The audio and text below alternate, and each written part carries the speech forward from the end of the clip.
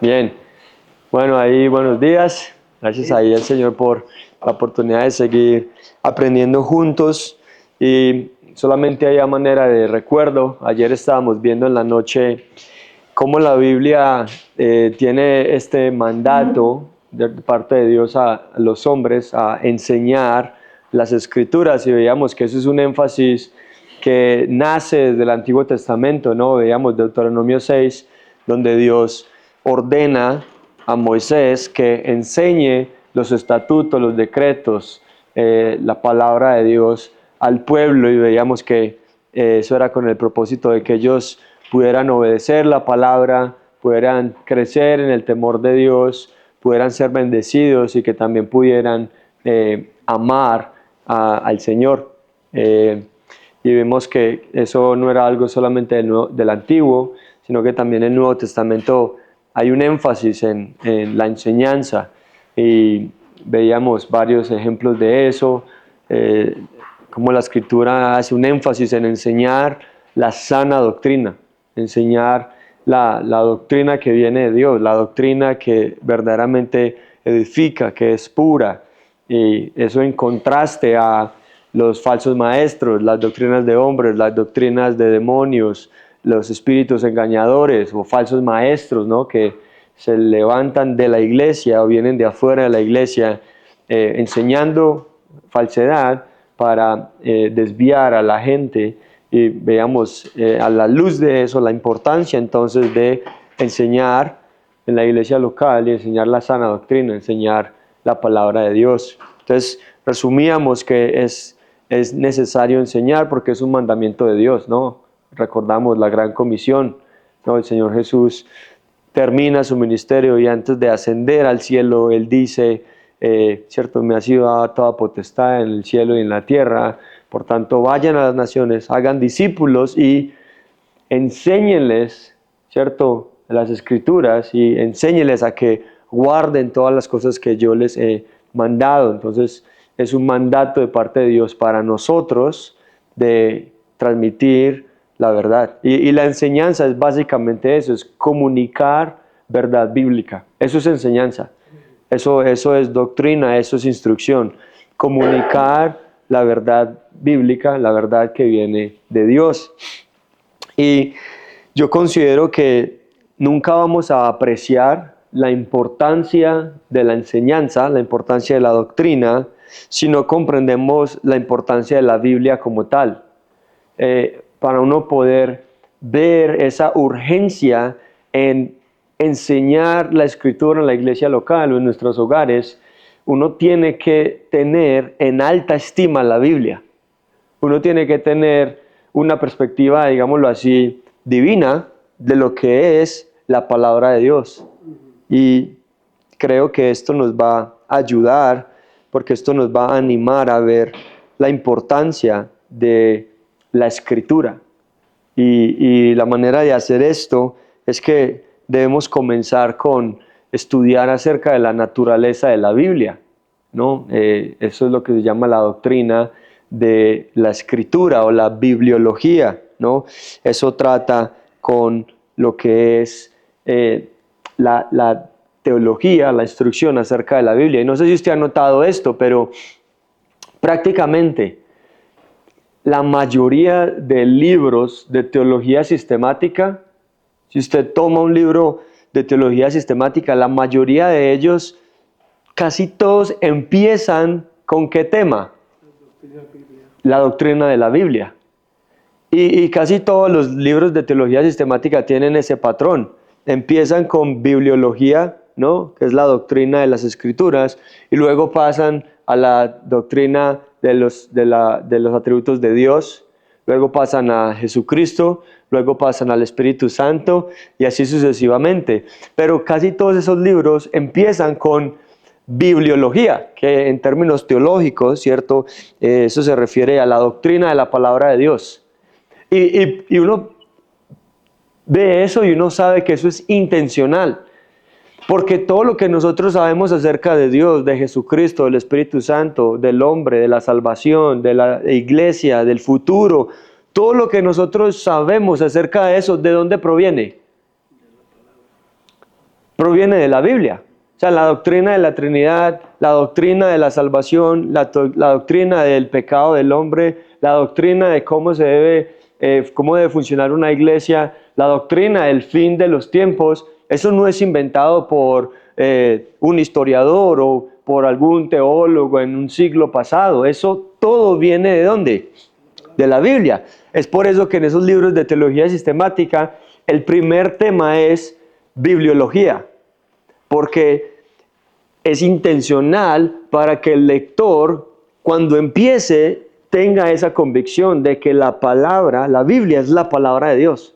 Y si una persona no considera la Biblia como la palabra de Dios, pues no le va a dar importancia, no va a tener relevancia lo que es la enseñanza de las Escrituras, lo que es atesorar las Escrituras, obedecer las Escrituras. Por eso en muchos de esos libros el primer tema es la bibliología, la doctrina de las Escrituras. Un comentarista dice, es la más absoluta y fundamental de todas las doctrinas, puesto que identifica la única fuente verdadera de toda la verdad cristiana. Mire, ¿usted quiere saber la verdad? ¿Usted quiere conocer la verdad de Dios? ¿Usted quiere conocer la doctrina de Dios, la enseñanza de Dios? Toda ella se encuentra en la Biblia. La Biblia es la palabra de Dios. Y por eso es que para poder entender la importancia de la enseñanza en la iglesia local, debemos tener en alta estima la palabra de Dios.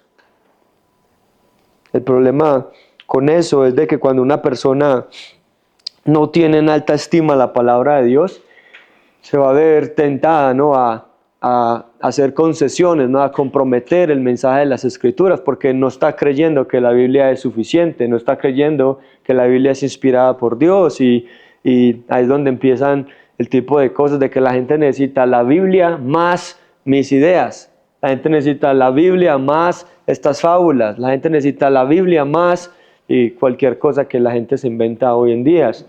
Pero como hombres estamos llamados a tener en alta estima la palabra de Dios, entender que la Biblia es inspirada por Dios y es todo lo que nosotros necesitamos para la vida y la piedad, ¿no?, como dice 2 de Pedro 1. Entonces eso es lo que vamos a estar viendo en esta mañana. Considero que es importante que veamos la inspiración de las Escrituras. Eso es lo que vamos a estar viendo ahorita, la inspiración, ¿no? Habla acerca de la naturaleza de la Escritura. Aquí prácticamente cuando hablamos de la inspiración de las Escrituras, estamos hablando del origen de la Biblia.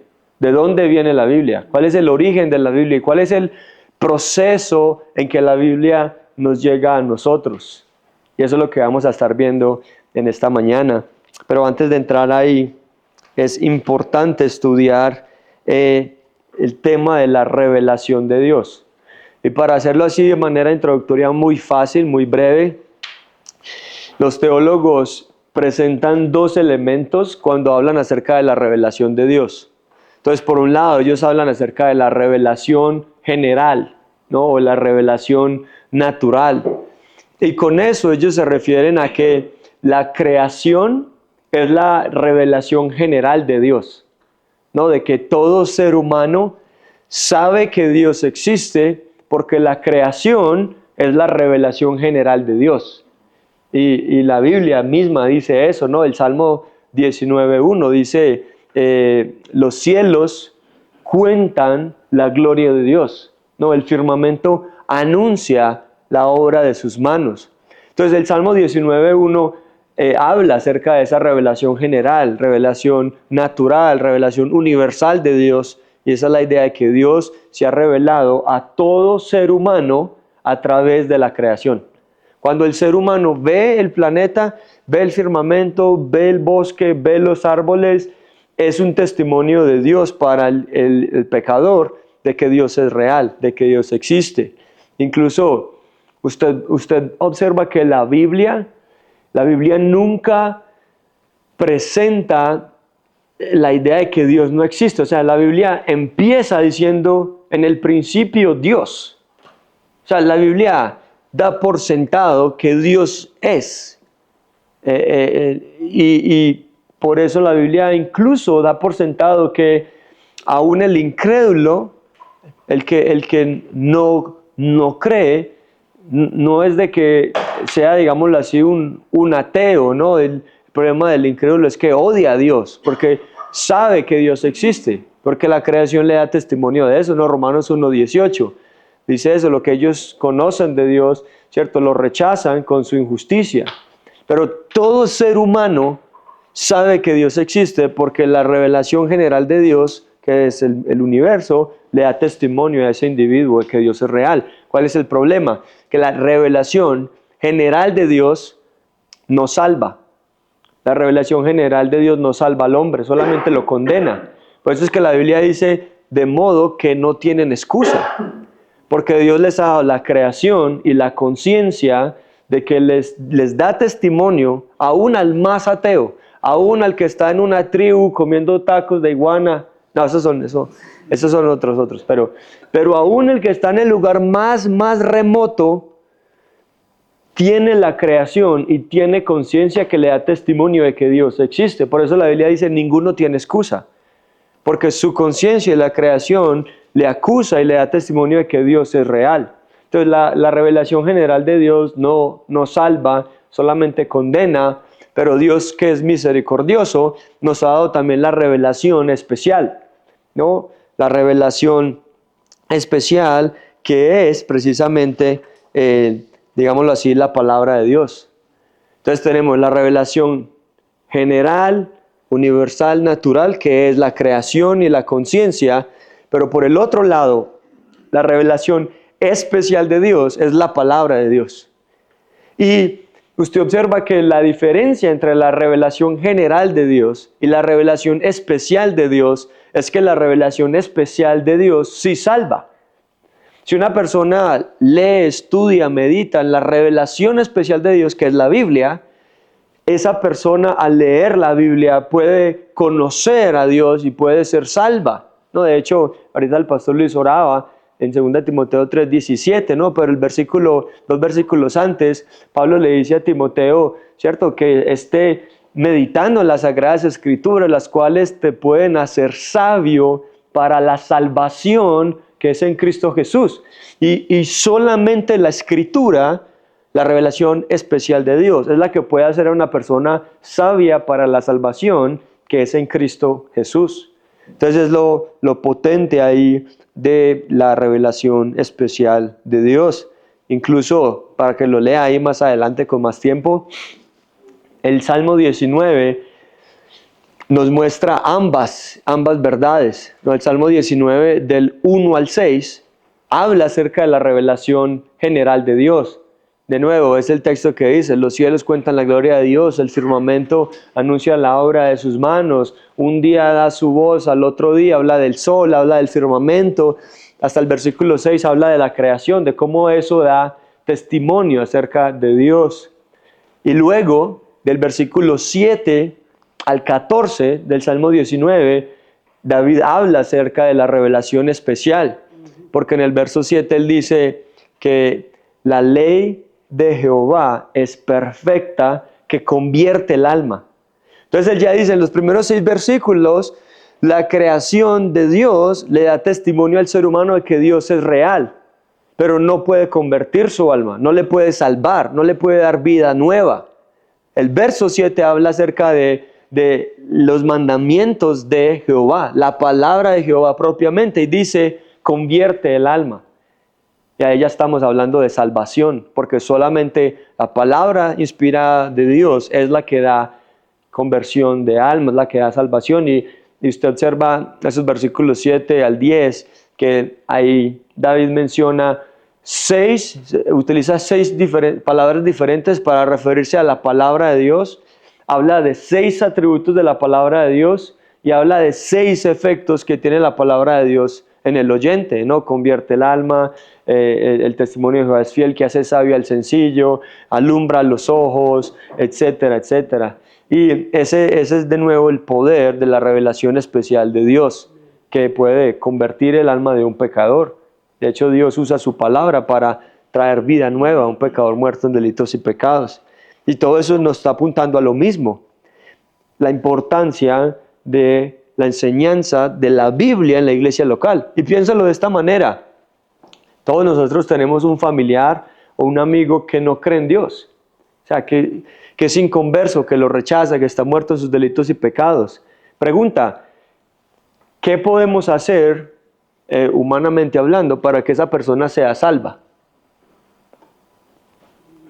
Humanamente hablando, ¿qué podemos hacer? Sin miedo, hermanos. Enseñarle las Escrituras. ¿Por qué? Porque la Biblia, la Escritura, da testimonio que ella es la que convierte el alma.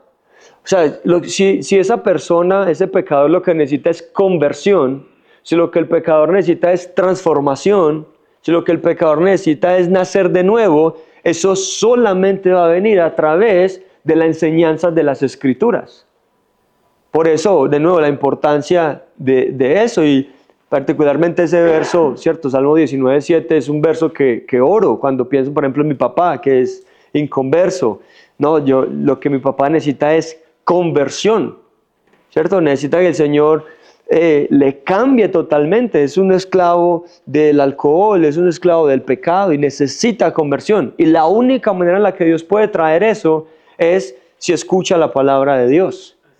Y obviamente no va a pasar a la primera vez que escuchen la palabra de Dios, ¿no? Hay un tema de insistir, hay un tema de ser pacientes y de ser perseverantes, pero solamente la palabra de Dios es la que convierte el alma. Pero de nuevo, hermanos, si nosotros no tenemos esa convicción en nuestros corazones, si nosotros no apreciamos que Dios ha puesto todo el poder para salvar en la Biblia, nosotros no vamos a tener esa urgencia de comunicar las Escrituras. Pero cuando uno llega a ese punto de ver de que lo único que puede salvar a mi familia es la palabra de Dios, entonces ahí es donde uno va a ver la urgencia y la necesidad de hablar y comunicar la verdad de la palabra de Dios, porque es lo único que les puede salvar, que les puede transformar. Entonces, de nuevo, nosotros vivimos en tiempos privilegiados. Tenemos la palabra de Dios en nuestro idioma, y hoy en día sí que hay versiones de Biblias, ¿no? Usted la encuentra en todos los colores, en todas las fragancias, usted la encuentra o sea, hoy en día no tenemos excusa para leer la palabra, para estudiar la palabra con el acceso que tenemos a la Biblia, ¿cierto? Entonces es un privilegio que el Señor nos da de tener su revelación especial en nuestras manos, aún en el celular, ¿no? En el iPad, en el computador, de que tenemos un acceso tremendo a la palabra de Dios. Mientras uno va manejando, puede poner uno la Biblia en audio y escucharla. O sea, hoy en día, hermano, la verdad no tenemos excusa para no estar saturados de la palabra de Dios, ¿no? Entonces, de nuevo, pero eso solamente es algo que el Espíritu Santo puede hacer, y nosotros de estudiar y pedirle a Dios, Dios, dame aprecio por tu palabra, o sea, ayúdame a atesorar tu palabra, que yo pueda tener esta convicción acerca de lo que la Biblia es, porque eso va a transformar nuestras vidas, nos va a santificar, pero también nos va a impulsar de nuevo a, cuando hablamos con la familia, cuando estamos en la iglesia, a tener presente, enseñar la palabra de Dios. Entonces, hablando acerca de inspiración, entonces inspiración de las Escrituras, de nuevo, cuando hablamos de la inspiración, estamos hablando del origen de las Escrituras. Y el texto clave para hablar acerca de la inspiración de las Escrituras es lo que el pastor Luis oraba ahorita. Y vaya conmigo a 2 de Timoteo, 2 Timoteo 3. Este texto, de nuevo, le recomiendo que se memorice este texto también, hablando acerca de la inspiración, hablando del origen de la Escritura. Así como usted se memorizó Juan 3:16, tiene que memorizarse 2 Timoteo 3:16. Ahí está, más fácil incluso de memorizar.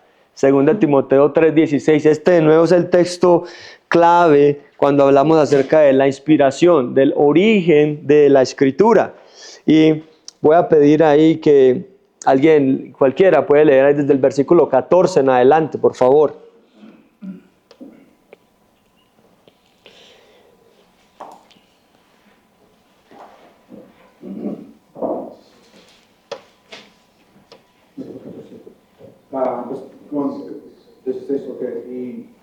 Y el mismo Señor da paz os de 14. Estás en 2 Timoteo.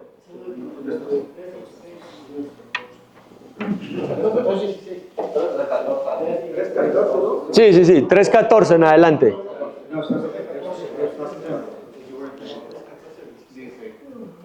Sí, el 16 es el clave, pero vamos a leer desde el 14 para que vean el contexto ahí de lo que Pablo le dice a Timoteo.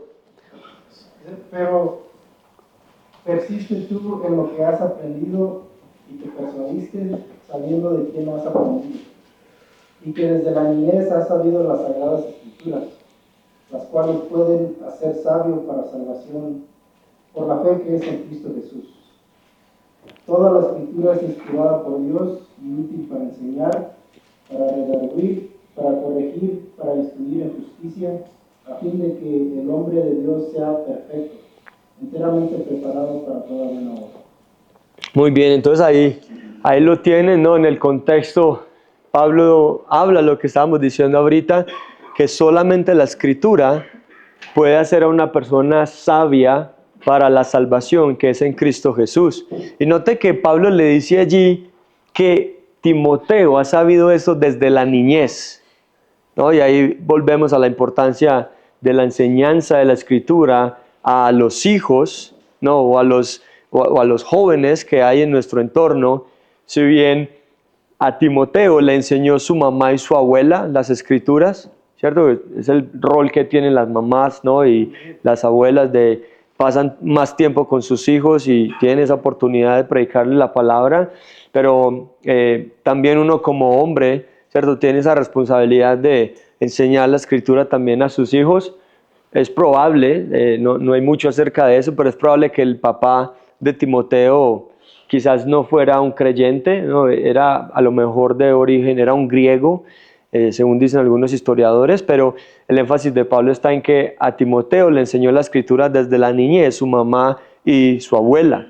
Pero nosotros como los que somos padres, no tenemos esa responsabilidad de enseñarle a nuestros hijos las escrituras desde la niñez, ¿cierto? Porque de nuevo, solamente la escritura tiene poder para salvarle, para transformarle, plantar esas semillas del evangelio en sus vidas.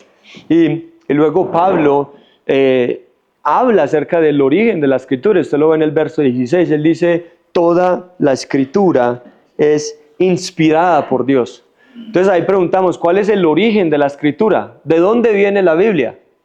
¿Ustedes qué dicen según lo que dice Pablo aquí? De Dios, ¿cierto? La escritura viene de Dios, la escritura tiene su origen en Dios. Y esa palabra que ustedes ven ahí, inspirada, es una palabra muy interesante, ¿no? En su idioma original. Esta palabra, digámoslo así, es una palabra compuesta de otras dos palabras. Y esas dos palabras, una es Dios y la otra es respirar o exhalar. Y esas dos palabras en el idioma original, ¿cierto? Es lo que traducimos en español como inspirados, ¿cierto? Eso tiene la idea de respirar, de exhalar por Dios. Entonces nos muestra que el origen de la escritura es que Dios exhala la escritura. O sea, ¿de dónde viene la escritura? Es exhalada por Dios, es inspirada por Dios, es respirada por Dios. Por eso decimos que la Biblia es de origen divino. Porque la Biblia es, como dice el texto, inspirada por Dios. Entonces, la inspiración trata con el origen de la escritura. ¿Cuál es el origen de la escritura? Exhalada por Dios, de origen divino. Dice un comentarista, la inspiración divina es el acto por el que Dios nos habla mediante la boca de los profetas y los apóstoles, de modo que su palabra es palabra de Dios. Y él cuando dice ahí de boca de los profetas, se está refiriendo al Antiguo Testamento, y cuando dice de los apóstoles, se está refiriendo al Nuevo Testamento. Porque los 66 libros de la Biblia que nosotros tenemos, de Génesis a Apocalipsis, todos ellos son inspirados por Dios. Todos ellos son respirados por Dios, vienen delante de Dios. Y eso es lo que la misma Biblia enseña. De nuevo, esta idea de que la Biblia es inspirada por Dios, que es de origen divino, no es inventada por el hombre, ¿no? O sea, la misma Biblia, el Espíritu Santo, inspirando a Pablo, nos revela esto, de que la Biblia es inspirada por Dios. Ahora, a través de los años, gente que es enemiga de la fe, que niega la palabra de Dios, ha tratado de presentar, digámoslo así, teorías de inspiración. Y a través de los años muchas teorías se han dicho acerca de eso. Y voy a mencionar algunas solamente para que ustedes estén al tanto. Y esto con el propósito de que ustedes también, cuando escuchen estas falsas enseñanzas, puedan tener discernimiento y puedan rechazarlas. Y vamos a ver puntualmente qué enseña la Biblia acerca más de la inspiración. Entonces, algunas teorías de inspiración. Primero hay una teoría que le llaman la teoría natural, ¿cierto? Teoría natural de inspiración. Básicamente, lo que dicen estos teólogos es que los autores bíblicos no encontraron en Dios la inspiración para escribir las Escrituras, sino dentro de sí mismos y sus experiencias. Ahora, usted va a notar que muchas de estas teorías suenan bien. Uno tiene que ser muy detenido y muy detallista para ver dónde es que está errado, dónde es que está desviado. Y eso es una estrategia de los falsos maestros. Es una estrategia. La herejía siempre viene con un poquito de verdad. Siempre viene con una apariencia de que, esto parece verdadero, esto parece noble, ¿no? Pero ese es el problema con la herejía, ¿no? Incluso un predicador que se llamaba Charles Spurgeon, él decía que el discernimiento no es diferenciar entre la verdad y el engaño, sino diferenciar entre la verdad y la casi verdad. Porque la falsa enseñanza siempre se presenta como algo que suena bien, así a primera leída rápida, sin prestar mucha atención. Sí, esto suena bien. Pero el problema con esta teoría, por ejemplo, natural, la idea que ellos presentan es que los escritores bíblicos eran naturalmente inspirados. Es decir, de la misma manera en que un artista se inspira, ¿no? Cuando un cantante va a escribir su nueva canción o su nuevo álbum que se cierra, agarra su café y se inspira, ¿no? Y escribe su nueva canción, o un poeta, ¿no? Que escribe su obra y se lee, wow, qué obra tan bonita, y no, es que estaba inspirado, ¿no? Y entonces esta teoría natural habla eso, de que es una inspiración del hombre. Y el problema con esa idea es que no hay nada especial ni milagroso en esa teoría. O sea, digámoslo así, la teoría natural enfatiza el elemento humano de la inspiración, pero a su vez, enfatizando ese elemento humano de la inspiración, lo que hace también es que está rechazando el elemento divino. Y entonces ellos dicen, no, eran hombres muy sabios, muy inteligentes, inspiradísimos, pero ellos niegan que Dios, de manera sobrenatural, les haya revelado lo que ellos escribieron. Entonces, esa postura hay que rechazarla, porque la Biblia misma habla las dos cosas. La Biblia dice que estos hombres escribieron inspirados por el Espíritu Santo. Entonces hay un elemento divino y hay un elemento humano, pero esta teoría natural niega el elemento divino, por eso la rechazamos. También hay otra teoría que le llaman teoría parcial o, digámoslo así, teoría de concepto. Y esta teoría enseña que Dios no le dio a los autores las palabras exactas que ellos debían escribir, sino las ideas o las impresiones generales. Es decir, y usted va a notar algo en estas posturas, casi cada postura está tratando de responder a la anterior. Recuerde, la teoría natural decía, hombres inspirados, no hay nada divino. Dios no le dijo a estos hombres absolutamente nada.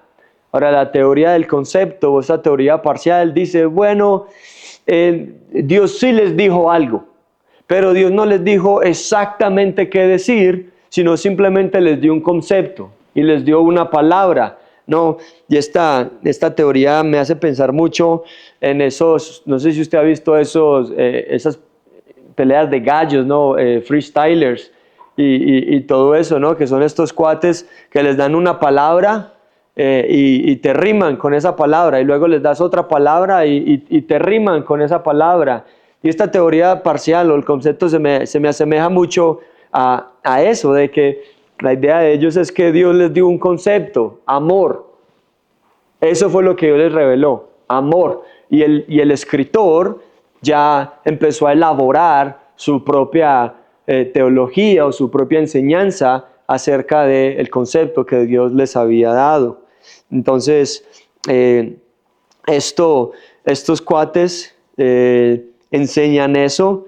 También son parecidos a los que hay un movimiento que enseña que las palabras de Jesús en la Biblia, las palabras de Jesús, ustedes han visto esas Biblias que tienen palabras de Jesús en rojo, ¿no las han visto? Entonces varias de esta gente de ese movimiento indica que las palabras en rojo o que las palabras de Jesús son más importantes que las palabras de Pablo o de Pedro o de cualquiera de los otros apóstoles. Entonces, esta teoría es muy peligrosa y también hay que rechazarse porque está diciendo que hay ciertos niveles de revelación, hay porciones que son más reveladas que otras, que son más divinas que otras, y ellos incluso dicen, es por eso que la Biblia tiene errores. Ellos dicen que esa es la razón por la que la Biblia tiene errores, ¿no? Falsamente dicen eso, la Biblia es inerrante, pero eso es lo que ellos creen, y usted encuentra esas teorías mucho en teólogos liberales, ¿no? Teólogos alemanes que rechazan la palabra de Dios, rechazan la verdad de Dios. Entonces hay que tener cuidado con eso. Usted lo va a escuchar en círculos que dicen, la Biblia contiene la palabra de Dios. Y nosotros no decimos eso, nosotros decimos la Biblia es la palabra de Dios. Y ellos te van a hacer muy sutiles con las palabras que usan y te van a decir la Biblia contiene. Hay partes en la Biblia que es palabra de Dios y van a decir las palabras de Jesús son más inspiradas que las de Pablo o las de Pedro. Eso también les lleva, por ejemplo, cuando enseñamos lo que la Biblia dice que la mujer no debe enseñar en la congregación, que la mujer no debe ser pastora, estos personajes van a decir, bueno, eso lo dijo Pablo, Jesús nunca enseñó eso. Y como Jesús nunca lo enseñó y las palabras de Jesús son más importantes, pues entonces rechazo lo que Pablo dice, ¿no? Y así se van con muchas otras cosas y por eso nosotros decimos que las palabras de Jesucristo, el Verbo encarnado, son tan inspiradas como las palabras escritas por Pablo el apóstol, o por Pedro el apóstol, o Santiago, cualquiera de los escritores del Nuevo, del Antiguo Testamento. Son igualmente autoritativas, son igualmente inspiradas. Entonces debemos tener eso también presente. Voy a ir aquí con una teoría más. Esta es la teoría del dictado. Dictado, usted lo recuerda a veces en la escuela, que uno hacía dictados, no, saquen una hoja y copien lo que les voy a decir. No, esta es la idea de la teoría del dictado. Esta teoría enseña que Dios impartió a los autores humanos de la Biblia las palabras exactas que debían escribir sin su propia involucración y comprensión. Y usted observa que esta postura es como una respuesta a la anterior, a la del concepto, ¿no? De que ya se van a un extremo de decir, no, Dios les dio a los hombres exactamente las palabras que iban a decir, pero los hombres no estaban involucrados. Y esto casi muestra una idea de que estos hombres estaban en un trance, de que no sabían qué estaba pasando y empezaron a escribir, y voilà, salió la palabra de Dios. De nuevo, eso no es lo que la Biblia enseña. Ahora hay que reconocer que hay partes de la Biblia que sí fueron dictadas. O sea, hay partes en la Biblia donde Dios le dice a un profeta, levántate y dile a este pueblo y dile esto. Así dice el Señor, tú. Y el profeta fiel tiene que decir exactamente lo que Dios dijo. Entonces, en ese sentido, sí hay cierto dictado. Por ejemplo, usted lee el mensaje en Apocalipsis a las 7 iglesias, ¿no? El Señor Jesucristo le dice al apóstol Juan, ¿cierto? Escribe a la iglesia que está en Éfeso. y lo que Dios le dice a Juan es lo que Juan escribe y le manda a la iglesia. Es un dictado, ¿no? Dios le está diciendo exactamente a Juan qué escribir, pero son porciones selectas de la escritura que son dictado, pero no toda la escritura, como algunos de esta teoría del dictado enseñan. Entonces, una manera también de explicar eso es que cada libro de la Biblia exhibe evidencias de la, digámoslo así, de la diversidad, de la personalidad del escritor humano. Es por eso que, digámoslo así, Primera de Juan es más fácil de estudiar que Hebreos, ¿no? O que el Evangelio de Juan es más fácil de estudiar en griego que Lucas o Hechos. Y se debe a que los escritores tenían diferentes grados de educación, ¿no? O sea, Lucas era un médico, un historiador, había ido a las mejores escuelas. Pablo también entrenado con los mejores, mientras que Juan era un simple pescador de hombres. Entonces su vulgo, su vocabulario era mucho más básico, mucho más práctico, y uno observa eso en los idiomas originales, la personalidad, la diversidad que hay entre los autores. A veces usan una palabra que significa, digámoslo así, un poquitico diferente a lo que la está usando otro autor. Y todo eso nos muestra de que lo que Dios hizo fue utilizar a estos hombres y utilizarlos con sus habilidades, con sus conocimientos, con su lógica, con su razonamiento, y a través del Espíritu Santo comunicar verdad divina que ellos escribieron, y eso se ve reflejado en su personalidad y en lo que uno lee en el texto sagrado.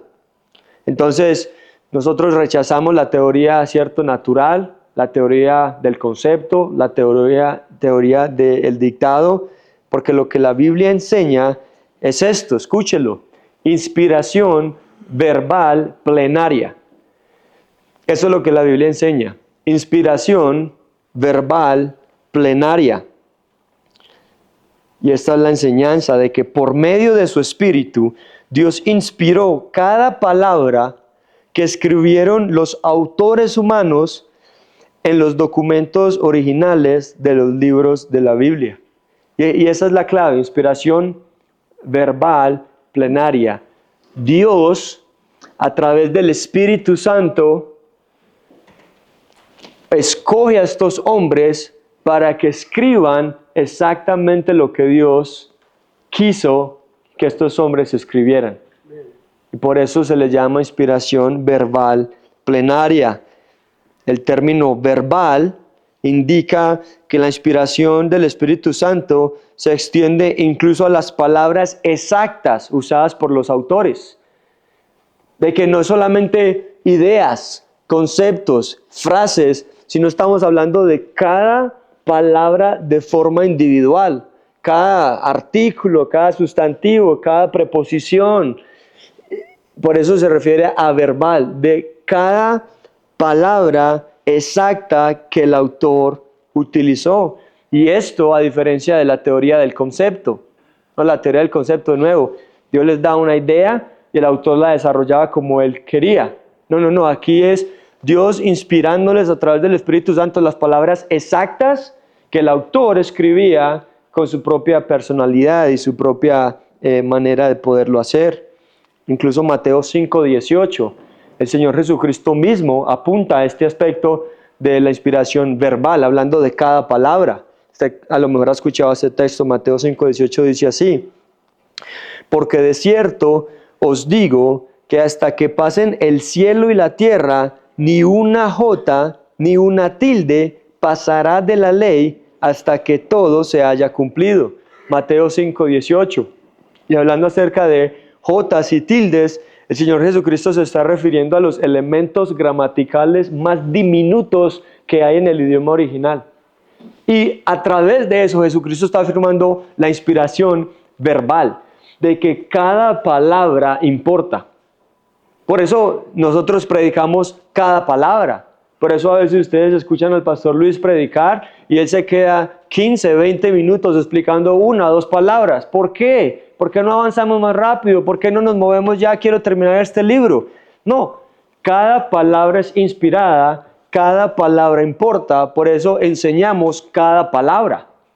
Obviamente no nos vamos a detener 15 minutos en un pero o en un sin embargo, pero cada palabra importa y cada palabra debe ser enseñada porque cada palabra es enseñada por Dios, es inspirada por Dios y Jesús lo afirma.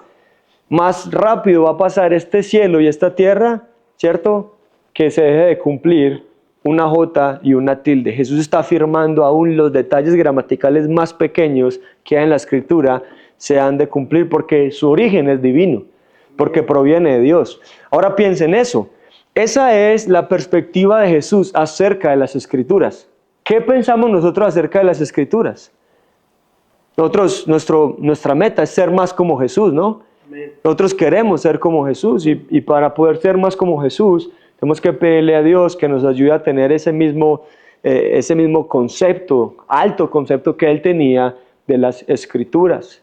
Entonces, verbal, cada palabra inspirada. Hay un predicador, ya está con el Señor, pero se llamaba Martin Lloyd-Jones y es muy conocido porque cuando estaba predicando Efesios, ¿cierto? Efesios empieza capítulo 2 hablando acerca de estar muertos en delitos y pecados, ¿cierto? Pero luego hay un pero, ¿cierto? Pero cuando se manifestó la bondad de Dios y él hizo sermones solamente en esa palabra, en el pero, ¿no? Pero Dios, pero Dios, pero Dios. Y solamente sermones en el pero. Y sacando de ese pero, ¿cierto? Sacando ideas teológicas, conectándolo con otros peros de las Escrituras y prácticamente dando gracias a Dios por los peros de la Biblia, ¿no?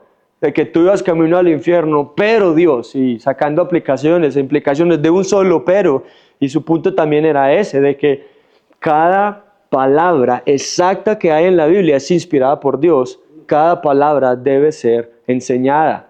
Entonces, esto apunta a inspiración verbal plenaria. Verbal aplica las palabras que hay en las Escrituras, pero el término plenaria indica que todo tipo de literatura que se encuentra en la Biblia es igualmente inspirado por Dios, ¿cierto? El plenario, ¿no? Nos habla de esta plenitud de temas que hay en la Biblia. Usted en la Biblia encuentra biografías, usted en la Biblia encuentra narrativas, ¿no? O historias. Usted en la Biblia encuentra profecía, encuentra poesía, encuentra todos estos géneros literarios en la Biblia y la inspiración verbal plenaria se refiere a eso, de que tanto los textos históricos, biográficos, narrativos, poéticos, proféticos, todos esos son también inspirados por Dios. Entonces, digámoslo así, que así resumimos esta enseñanza de la inspiración verbal plenaria. Verbal, cada palabra exacta es inspirada por Dios. Plenaria, todos los géneros que hay en la Biblia, históricos, narrativos, poéticos, proféticos, doctrinales, todos estos son inspirados por Dios.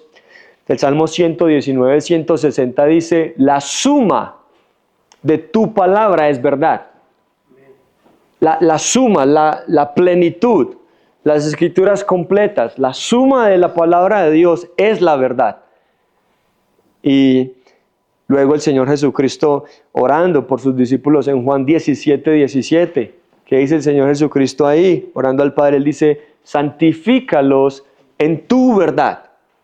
Y Jesucristo enseña cuál es la verdad. Jesucristo dice, tu palabra es la verdad. Por eso, de nuevo, inspiración verbal plenaria es lo que la Biblia enseña, lo que los autores del Antiguo, Jesucristo, y los autores del Nuevo Testamento enseñan, de que toda la Escritura es inspirada por Dios. Entonces, la inspiración nos habla del origen de la Escritura. Pregunta ahí, hermano, rápidamente, ¿cuál es el origen de la Escritura? ¿Cuál es el texto que nos clave para saber el origen de la Escritura? 2 Timoteo 3:16, ahí está el origen. La Escritura es inspirada por Dios. Y hablamos de inspiración verbal, plenaria, cada palabra y la totalidad de la palabra, toda ella es inspirada por Dios, toda ella es de origen divino. De ahí la importancia de conocer toda la escritura, de estudiar todo el consejo de Dios, de ser hombres que estén llenos de la palabra. Y eso no es solamente las epístolas del Nuevo Testamento, que usted sepa de Crónicas, que usted sepa de Esther, que usted sepa de Job, que usted sepa de Génesis, incluso primer libro de Crónicas. Y ahí es donde muchas veces uno es como que, uy, no, primer libro de Crónicas, los primeros 10 capítulos son puras genealogías. Fulano, hijo de Sutano, hijo de Mengano, hijo de Suti, hijo de...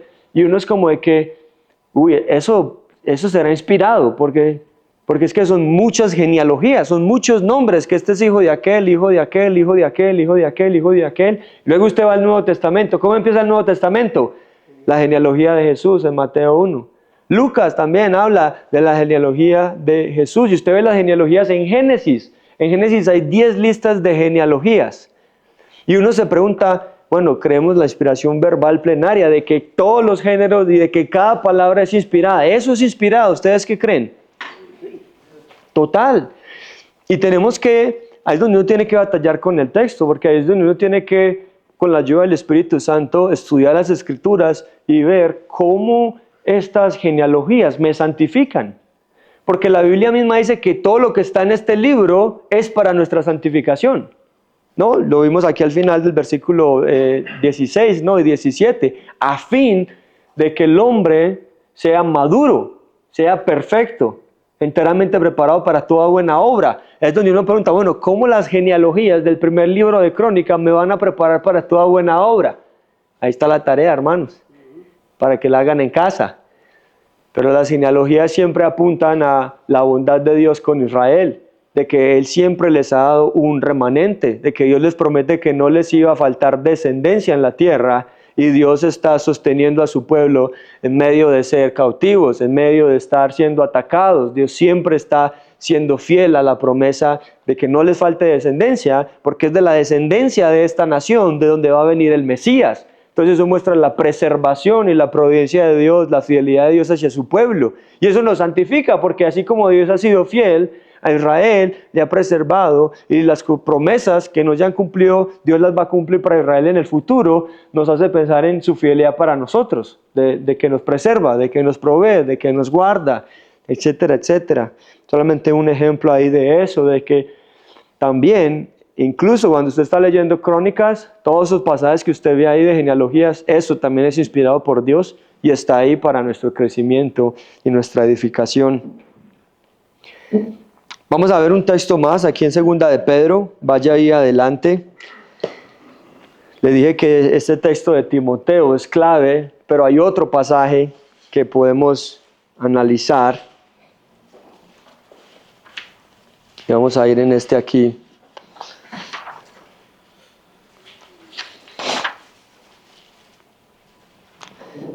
Mire 2 de Pedro 1, 19.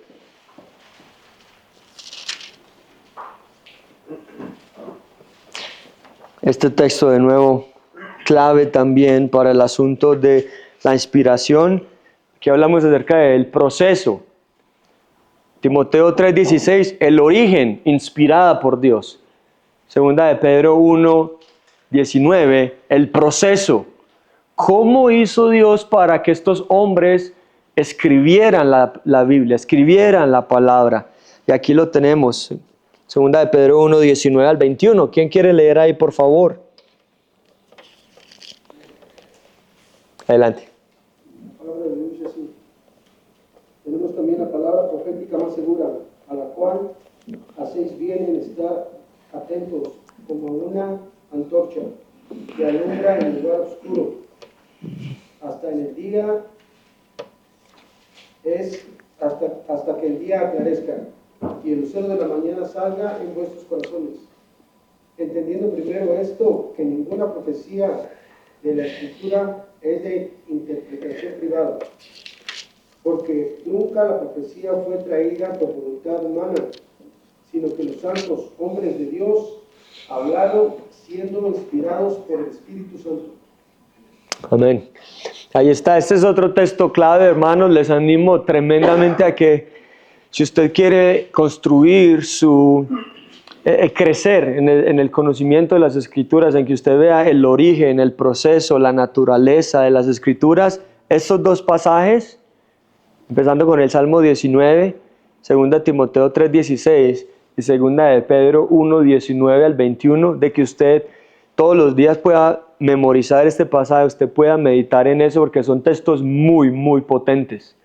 Y esto es lo que nos va a hacer diferentes, y esto es lo que nos va a transformar, porque vamos a tener esas verdades incrustadas en nuestro corazón, de que la Biblia es la palabra de Dios. Tiquio. Sí, perdón. Salmo 119 y el texto. Salmo 19 es más corto, todo puede ser del 1 al 14 o del 7 al 14. Del 7 al 14 propiamente habla acerca de la palabra. El salmista dice ahí que la palabra de Dios es dulce, más dulce que la miel, que la que destila el panal, la miel más pura que hay. El salmista dice, para mí la palabra es más dulce que eso. Él dice que aprecia más la palabra que el oro y que la plata. Y empieza a hablar el poder que tiene la palabra en él, de preservarlo, ¿cierto? Lo libra de sus pecados que le son ocultos, ¿no? Es un salmo hermoso y luego muy potente también 2 Timoteo 3:16, ¿no? al 17 y 1 de Pedro 2:19 al 21. Son textos que ojalá los podamos escribir, memorizar, estar estudiando eso todos los días, porque de nuevo, eso es la palabra de Dios y el Espíritu Santo va a escribir esos textos en su corazón y lo van a armar, lo van a fortalecer, lo van a equipar para esa labor de enseñar las Escrituras en la casa. Y les digo, va a ser, o sea, su cosmovisión va a cambiar, porque usted va a empezar a entender este mundo a través de los lentes de la Escritura. Y cuando usted está hablando con un inconverso y dice, uy, este mundo tan mal que está de mal en peor, usted escucha eso y usted filtra eso a través de los lentes de la Escritura. Y eso se convierte en una oportunidad para usted de testificar. Sabe que sí, es cierto, este mundo va de mal en peor y todavía no hemos visto nada de lo que este mundo se va a convertir. La pregunta es, ¿tiene usted esperanza? Usted tiene esperanza para eso. La única esperanza está en Cristo, solamente Dios. Mire, Dios es el que... Y uno ahí puede darle el evangelio a esta persona, ¿no? Con el que dice, uy, qué día tan hermoso. Mira ese sol como está de caluroso y el lago, qué bonito y todo esto. Y si usted analiza eso con los lentes bíblicos, usted le va a decir a la persona, usted sabe quién es el que le da el sol a los buenos y a los malos. Eso viene de la gracia común de Dios. O sea, la única razón por la que usted puede disfrutar este día es porque Dios le está dando a usted un día más de vida. Conoce usted a Dios como su Salvador. Ha venido usted a Jesucristo en arrepentimiento y fe. Usted va a entender todo, hermano. O sea, todo este mundo con los lentes bíblicos. Y eso va a hacer su vida cristiana mucho más fácil. Literal, usted va a empezar a ver, como dice Colosenses 3, poniendo la mirada en las cosas de arriba, ¿cierto? No en las cosas de la tierra. Porque usted va a tener su mirada y su mente en el cielo, donde Cristo está sentado a la diestra de Dios. Y usted se va a preocupar menos, usted va a tener menos ansiedad. Eso va a transformar su vida, pero todo tiene que empezar ahí. Que la Biblia sea lo que domine y controle nuestros pensamientos. Que podamos entender este mundo a la luz de lo que las Escrituras nos dicen. Y eso empieza ahí. La Biblia es de origen divino y la Biblia nos habla acerca de todo lo que necesitamos para la vida y para la piedad. Usted prácticamente puede tomar cualquier tema de la actualidad que es noticia en el mundo y usted de ahí, de ese tema, usted puede dibujar un punto a la Escritura y pensar bíblicamente acerca de la ciencia, de la química, de la física, de todos estos elementos. Porque de nuevo, Dios, que es el creador del mundo, nos ha dado la palabra para que nosotros lo conozcamos a Él y es todo lo que necesitamos para la vida y para la piedad. Pero de nuevo, eso empieza allí, entendiendo que la Escritura es lo más importante, que debemos tenerla ahí en nuestros corazones, guardada y atesorada. Entonces, hablando acerca de este proceso de la inspiración, quiero mostrarle algo ahí, ¿cierto? Leímos del 19 en el adelante, pero quiero que mire el verso 16. Mire, y quiero que haga algo. En el verso 19 al 21, Pedro habló acerca de la palabra profética más segura, es decir, la escritura. Pero antes de eso, en el verso 16 en adelante, Pedro va a hablar de una experiencia personal que él tuvo. Y prácticamente lo que tenemos aquí en 2 de Pedro 1 es la experiencia personal supernatural de Pedro y la escritura. Eso es lo que vamos a ver. Mira el verso 16. Dice el versículo 16, ¿no? Primera de Pedro 2:16 dice, porque no os hemos dado a conocer el poder y la venida de nuestro Señor Jesucristo siguiendo fábulas artificiosas, sino como habiendo visto con nuestros propios ojos su majestad. Entonces Pedro está diciendo, mire, el evangelio que les hemos enseñado no fue una invención nuestra. Él mismo dice ahí, no son fábulas artificiosas, es decir, armadas, creadas por el hombre, no son historietas. Pedro dice, el evangelio que les hemos dado, nosotros mismos fuimos testigos de eso. Dios mismo nos escogió para comunicar esto ante ustedes. Él dice, hemos visto con nuestros propios ojos su majestad. Y sigue diciendo el verso 17, pues cuando Él recibió de Dios Padre honra y gloria, le fue enviada desde la magnífica gloria una voz que decía, este es mi Hijo amado, en el cual tengo complacencia. Pregunta, ¿a qué se está refiriendo Pedro ahí, hermanos? ¿Quién recuerda? A la transfiguración. Exacto, se está refiriendo a la transfiguración. Hubo un momento en el que el Señor Jesucristo tomó a Juan, a Jacobo y a Pedro y se los llevó a un monte y Él se transfiguró delante de ellos, de manera que la gloria de Dios le cubrió y aparecen Moisés y Elías y se escucha una voz del cielo, este es mi Hijo amado. Entonces Pedro está diciendo, la enseñanza acerca de Jesucristo no nos la inventamos, no son fábulas artificiosas. Nosotros mismos lo vimos y lo oímos. Porque observe que el primero dice, nosotros mismos lo vimos con nuestros propios ojos. Pero no solamente lo vimos con nuestros propios ojos, sino que cuando estábamos en el monte de la transfiguración, lo oímos con nuestros propios oídos. La voz del cielo que decía, este es mi Hijo amado, en el cual tengo complacencia. Y él enfatiza eso en el verso 18, mírelo. Él dice, y nosotros oímos esta voz enviada del cielo cuando estábamos con Él en el monte santo. Eso es un texto muy potente. Entonces Pedro de nuevo está diciendo, el origen de lo que enseñamos acerca de Jesucristo es divino. El origen de eso viene de Dios. Y él está hablando de un aspecto sobrenatural que experimentaron, su experiencia personal con Cristo. Pero ahí es donde está el punto. Porque a pesar de esa experiencia sobrenatural que Pedro tiene con Cristo, él no le dice a su audiencia, busquen ustedes su propia experiencia personal. Mire que Pedro no les dice a ellos, después de hablar de su experiencia personal, él no les dice, desee que Jesús se le aparezca en sus sueños.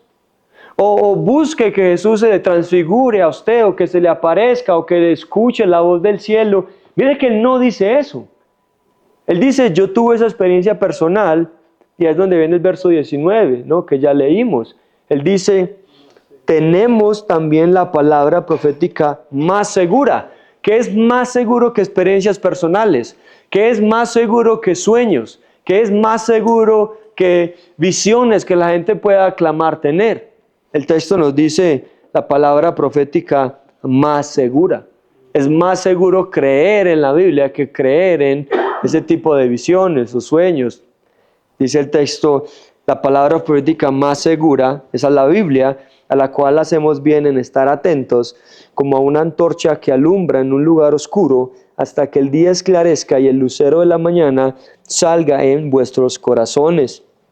Ahí en el verso 19, donde Pedro dice la palabra profética, él se está refiriendo a la palabra de Dios. Pedro ahí se está refiriendo a la Escritura.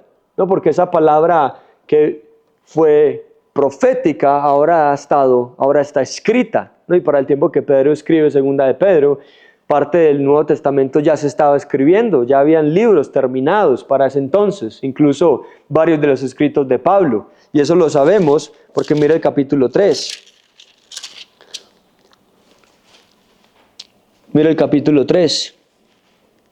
Capítulo 3, para cuando Pedro escribe segunda de Pedro, ya varias cartas del Nuevo Testamento estaban escritas, particularmente algunas de Pablo, y aquí mismo lo dice Pedro en segunda de Pedro 3:15. Él dice: tened entendimiento que la paciencia de nuestro Señor es para salvación, como también nuestro amado hermano Pablo, según la sabiduría que le ha sido dada, os ha escrito casi en todas sus epístolas. Entonces observe que para el tiempo de segunda de Pedro, gran parte de las epístolas de Pablo ya estaban escritas y ya estaban en circulación, y ya otros apóstoles y otros cristianos las habían leído. Y por eso Pedro mismo dice aquí: nosotros tenemos la palabra profética más segura. ¿Cuál es? La Biblia. Lo que los santos hombres de Dios han escrito. Y aquí es clave, ¿no?, cuando Pedro cita a Pablo allí en su carta, y esto también lo muestra en el versículo 20. Mira el verso 20. Entonces, palabra profética se está refiriendo a la Biblia. Es lo más seguro, hermano. No busque experiencias, no busque visiones, no crea esos videos de gente que dice que fue al infierno, ¿no?, que murió y que estuvo 3 días en el cielo y otros 2 en el infierno y otros 3 en el purgatorio. Hermano, eso es fábulas artificiosas. Son historias creadas por la gente. Es gente engañada por demonios.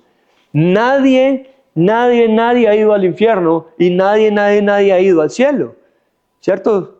Es solamente, ¿no?, como dice el Señor, el que descendió del cielo, el que ha bajado del cielo, el que ha ido al cielo. Pero esta idea de que gente que tiene un accidente y están en coma 3 días o una semana, y cuando despiertan, no, fui al cielo y vi al apóstol Pablo y no, me llevo súper bien con él, somos reamiguis, y también fui al infierno y vi al Papa allá, y tengan cuidado. Eso es gente que tiene comezón de oír, ¿no? Es gente pero eso es falso. O sea, eso es totalmente falso. No busque ese tipo de visiones, no busque ese tipo de ideas, porque tenemos la Biblia, que es la palabra profética más segura. Si usted quiere que Dios le hable, si usted quiere escuchar la voz de Dios, lea la Biblia en voz alta. Estudie la Biblia. Esa es la revelación de Dios, la palabra profética más segura. Entonces él dice en el verso 20, entendiendo primero esto, que ninguna profecía de la Escritura es de interpretación privada. Es decir, la revelación de la Escritura, la profecía de la Escritura, ninguna es de interpretación privada. Y por interpretación, allí Pedro se refiere al origen, ¿cierto? Él no se está refiriendo a la manera de interpretar la Biblia. Él se está refiriendo al origen de la Biblia. Por eso él dice, ninguna profecía de la Biblia es de origen privado, sino que es de origen público, como lo va a ver en el verso 21. Él lo explica más adelante, ¿cierto? No se refiere a eso. Pedro está diciendo que la Biblia vino de Dios. Lo que él está diciendo es que la Biblia no fue el producto de la astucia humana explicando o desglosando el significado de la Biblia. No, o sea, la Biblia, como nos ha llegado, es de origen de Dios, es de origen divino, ¿no? El verso 20 lo deja muy claro. Ninguna profecía de la Escritura es de interpretación privada. Y dice el versículo 21, ¿cuál es la alternativa? Mírelo ahí, verso 21, él dice, porque nunca la profecía fue traída por voluntad humana, sino que los santos hombres de Dios hablaron siendo ¿qué? Inspirados por el Espíritu Santo. Entonces dice Pedro ahí en el versículo 21, dice, nunca la profecía fue traída por voluntad humana. Es decir, la Biblia no fue el producto del intelecto humano. La Biblia no fue producto de la intención del ser humano. nunca tiene su origen en el hombre, sino en Dios. Pero Pedro nos dice cuál fue el proceso en que la escritura, exacto, fue recibida. Y él dice en el verso 21 que dice, los santos hombres, ¿cierto? Eso nos habla de los apóstoles, de los profetas, de estos hombres que Dios escogió. Dice, los santos hombres de Dios hablaron, pero siendo inspirados por Dios. Entonces, no fue a intención de ellos, no fue que ellos se inventaron algo, el proceso fue que el Espíritu Santo fue el que los inspiró para que ellos escribieran la Escritura. La palabra clave ahí en ese versículo 21 es inspirados, al final, ¿no? Por el Espíritu Santo. Esa palabra también se puede entender como impulsados o movidos. Esa es la idea de esta palabra, algo que es enviado, que es conducido, que es llevado. De hecho, esa misma palabra, la raíz, se utiliza en el versículo 17. Ahí mismo dice, cuando él recibió de Dios Padre honra y gloria, le fue enviada. Ahí está la raíz de esa misma palabra, algo que es impulsado, algo que es enviado. Y en el 18 él vuelve y lo repite. Y nosotros oímos esta voz enviada del cielo, ¿no? Y luego él la utiliza en el versículo 21, una palabra similar, la misma raíz, para hablar que los santos hombres de Dios hablaron siendo impulsados o siendo enviados, para usar esa misma terminología, por el Espíritu Santo. Entonces, esa es la idea ahí de la inspiración divina, estos hombres siendo enviados, siendo impulsados por el Espíritu Santo. Hay un ejemplo de una ilustración de este texto que también se usa en Hechos, y es la idea, y no sé cómo son los barcos que van a estar manejando ahorita, pero esta palabra de inspirados o de impulsados presenta una imagen de un barco que tiene una vela y el viento sopla. ¿Y qué pasa con la vela? Se embomba, ¿no? Y el viento que está chocando contra la vela hace que el barco sea llevado, ¿no? Sea movido. Esa palabra que Pedro utiliza aquí, inspirados, de nuevo, se utiliza en Hechos 27:15 para hablar de un barco que es llevado por el viento al su vela inflarse. Entonces digamos que esa es la idea que nos da, que los santos hombres de Dios fueron impulsados por el Espíritu Santo, fueron llevados por el Espíritu Santo para escribir la palabra de Dios.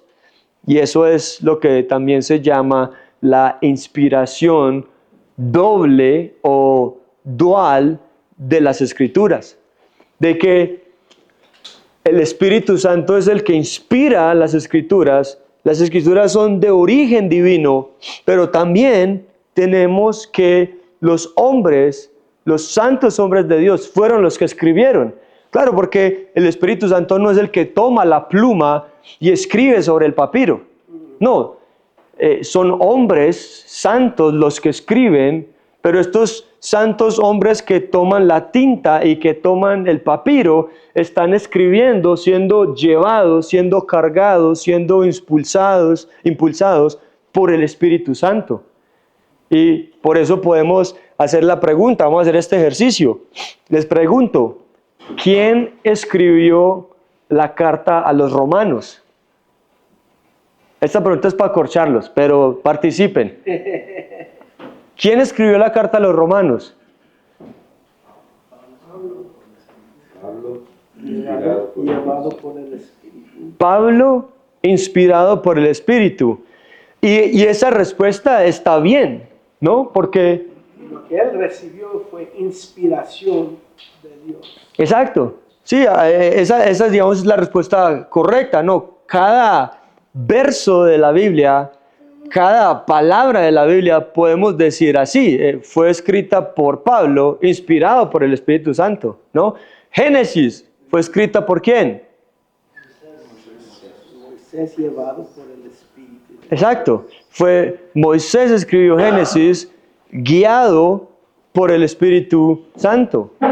Entonces, escribiendo lo que Dios lo inspira. exactamente, exactamente. Entonces es Dios, el Espíritu Santo, el autor de las Escrituras, pero Dios, el Espíritu Santo, utiliza hombres para que escriban la Escritura, que es lo normal. O sea, los libros son escritos por seres humanos y de ahí eso nos ayuda también con personas que dicen, yo no creo en la Biblia. Bueno, ¿y por qué no crees en la Biblia? Yo no creo en la Biblia porque fue escrita por hombres. Y ese es de los argumentos más bobos que hay, ¿cierto? Porque uno le pregunta a la persona, bueno, ¿usted lee el periódico? Sí, claro, yo leo el periódico. ¿Usted cree lo que dice el periódico? Sí, tiene las noticias de hoy, las de mañana, las de ayer, el horóscopo. Pero usted sabe que el periódico fue escrito por hombres. Bueno, es que estos que escribieron están certificados y tienen... Bueno, los que escribieron la Biblia están certificados por el Espíritu Santo. Son hombres santos que escribieron. Y ahí uno se da cuenta que el incrédulo lo que está buscando es la manera de rechazar la verdad. Porque ellos no son consistentes con su pensamiento. No creo en la Biblia porque es escrita por hombres, pero me la paso leyendo tweets, me la paso leyendo blogs, me la paso leyendo que es escrita por hombres. Y esos hombres sí tienen la intención de engañar. Sí son hombres falibles, sí pueden errar. Mientras que la obra del Espíritu Santo en la inspiración de las Escrituras es encargarse de que las palabras exactas que se escribieron es la palabra de Dios, la palabra inspirada por Dios, sin errores, suficiente, autoritativa, suficiente y completa para todo lo que necesitamos en nuestra vida. Entonces, tenía que ser escrita por hombres, porque ¿cómo nos llegó la Biblia? No, un señor estaba haciendo un hiking y se encontró un libro, lo vio y dijo, esta es la palabra de Dios. Cayó del cielo. No. Sí, eso es lo que hacen los falsos maestros. Sí. O sea, las falsas herejías han empezado así. ¿Cómo empieza, cierto, los testigos de Jehová? ¿Cierto? ¿Cómo empiezan los mormones? No, que el ángel Moroni se le apareció a no sé quién y le dio una nueva revelación y esta es la revelación y un ángel te dijo que escribí, es como que, y así empiezan las falsas enseñanzas, así empiezan las falsas doctrinas. Entonces, de nuevo, todo esto simplemente nos afirma más en la palabra de Dios, ¿no? El origen de la Escritura es divina, toda palabra de la Biblia es inspirada por Dios, todos los géneros que hay en la Escritura literarios son inspirados por Dios y la manera en la que Dios garantizó que los santos hombres escribieran exactamente lo que Él quiso revelar fue a través de la agencia del ministerio del Espíritu Santo. Por eso se atribuye la inspiración de las Escrituras a la tercera persona de la Trinidad, al Espíritu Santo, que es el que lleva, el que carga a estos hombres. Para terminar, dice así un teólogo, el Espíritu Santo no deja a un lado al escritor humano, sino que lo usa con todos sus dones únicos, su experiencia y capacidad para escribir lo que Dios inspiró. Entonces, segunda de Pedro habla del proceso. El Espíritu Santo utilizó santos, hombres, personas, autores humanos para que escribieran esa revelación. Y segundo Timoteo 3:16 enseña que el producto final de la inspiración es la palabra de Dios inspirada suficiente. Solamente le muestro, mire ahí, estando todavía en segunda de Pedro, mire solamente este verso 3.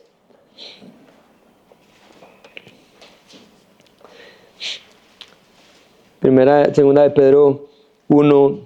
Ese es el texto que usamos para decir que la Escritura es suficiente, de que no necesitamos revelaciones, experiencias personales, sueños, visiones. Lo único que necesitamos es la palabra profética más segura, la Biblia. Y este es uno de los textos que usamos para eso. Segunda de Pedro 1:3 dice, como todas las cosas que pertenecen a la vida y a la piedad, todas esas cosas nos han sido dadas por su divino poder.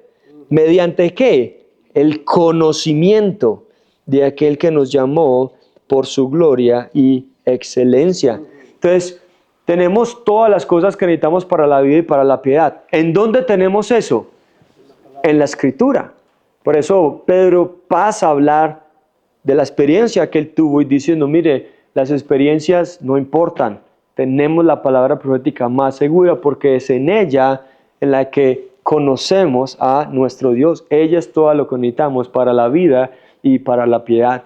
Entonces, con esto de nuevo, hermanos, animarles a que tengamos en la más alta estima la palabra de Dios, ¿no? El Salmo 138:2 dice que Dios ha exaltado su nombre y su palabra por encima de todo. Y que uno pueda tener ese deseo también, esa intención en su corazón de que el nombre de Dios y su palabra sea lo más importante en nuestras vidas, porque solamente ahí, de nuevo, vamos a poder tener alta estima en las Escrituras, entender que solamente la Biblia es suficiente para la vida y para la piedad, y eso nos va a llevar también a la necesidad que hay en la iglesia local, ¿no? Que hay en nuestras familias de enseñar verdad bíblica, comunicar verdad bíblica. Enséñale a tu esposa, enséñale a tus hijos, enséñale a tu familia a tener una cosmovisión bíblica, a estar llenos de las Escrituras y poder entender, interpretar este mundo a través de los lentes de la Escritura, a través de lo que la Escritura nos dice. Eso es posible y ese es el mayor grado de sabiduría que hay.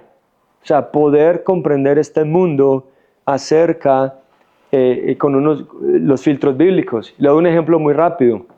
Usted nota que en los estados donde la ley es muy débil en contra de los criminales, el crimen aumenta, ¿no? O sea, por ejemplo, hace un par de años, no hace muchos años atrás, que California puso esa ley en la que si alguien cometía un delito más de menos de $1,000, o sea, se iba libre. No pasaba nada. Entonces, ¿qué provocaba eso? Que más aumentara el robo. Porque el ladrón está pensando, puedo robar $900 cada 24 horas y no me va a pasar nada. Y eso fomenta la criminalidad. Y si tú le abres un pequeño espacio a el robo, a la criminalidad, por ese mismo orificio se pueden meter y filtrar muchos otros crímenes. Y no sé si usted sepa, pero la Biblia habla de eso. Rápidamente le muestro este texto en Eclesiastés. Déjeme, se lo muestro aquí rápidamente. Este es Salomón hablando. Eclesiastés 7. Eclesiastés 7.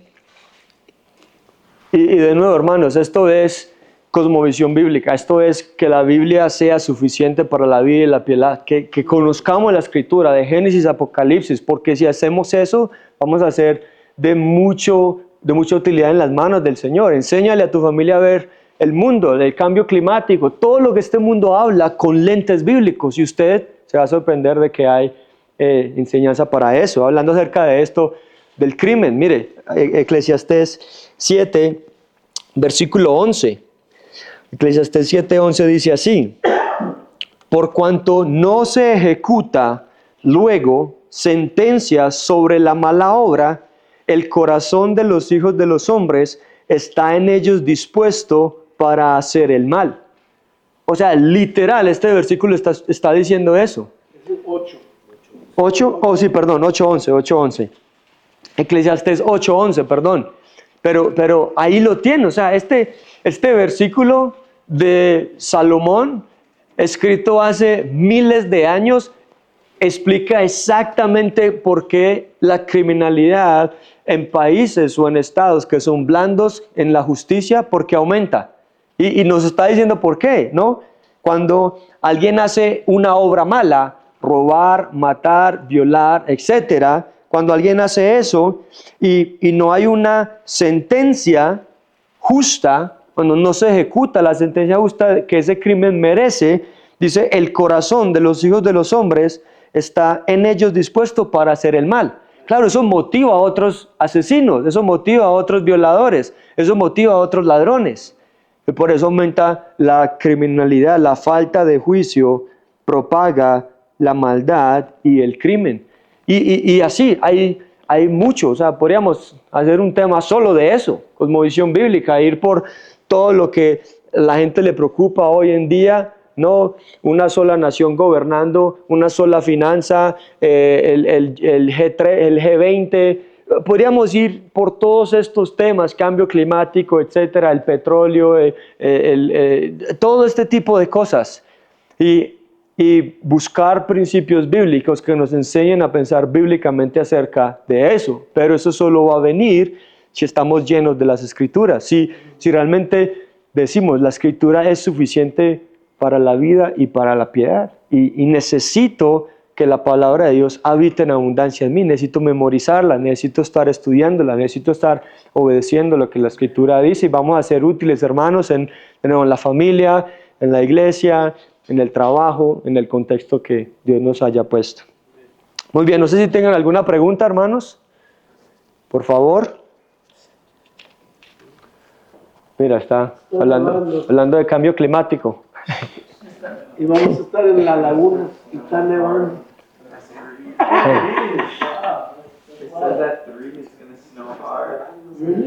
Vámonos a esquiar entonces.